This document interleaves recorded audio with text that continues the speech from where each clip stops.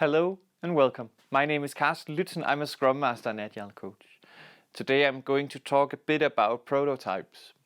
And as always, please subscribe and share. That is awesome.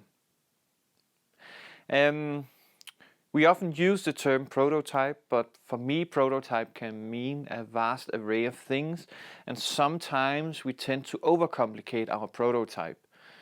And for me, the goal should be get learnings as fast and cheap as possible. And one of the simplest ways to do prototypes that I think we tend to forget is just doing a simple paper prototype.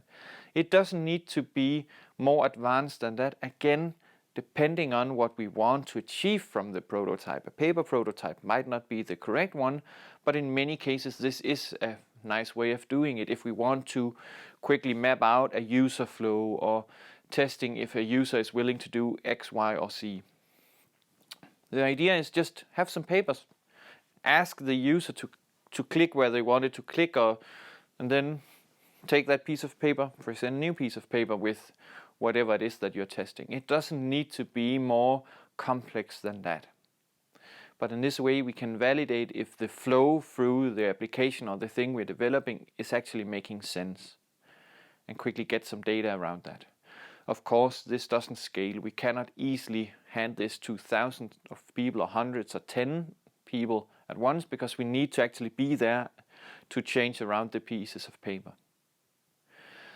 Another one that a guy from Syndicate, Ulrik Henningsen, introduced me to some time ago is the Wizard of Oz.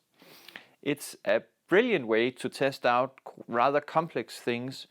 So if we have some kind of interaction-based product we're developing, then with some kind of interface, then just have the interface and then do a Wizard of Oz prototype where you actually have you as a product owner or product manager sitting behind the scenes and then filling in the void as a system not yet implemented. It could be a digital assistant or a chatbot or whatever, where you can kind of pretend to be the system without the test subject knowing. In this way we can, without implementing the actual system, test out this rather rapidly, which is awesome and highly recommended. And the last one is, I don't know. The third option is just be pragmatic. Figure out, so if I want to test feasibility, how can I do that? Be creative. Look around the net. Read in the literature. What good prototyping techniques are there?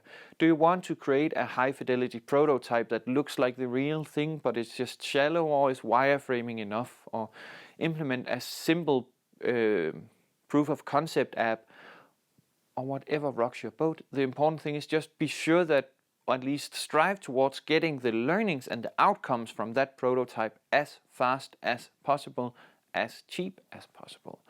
So don't spend years creating a prototype, because that's probably not value adding. Then it would maybe have made more sense to actually try to implement something. And what are we going to validate? Is it the user flow? Is it feasibility?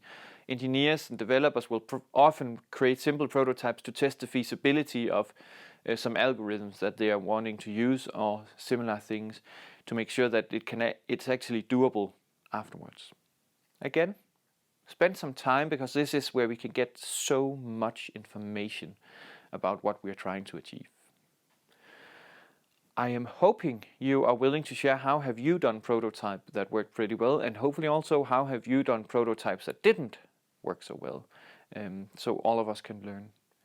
And again, please subscribe and share, and comments, questions, ideas or feedback are more than welcome. Have a nice day.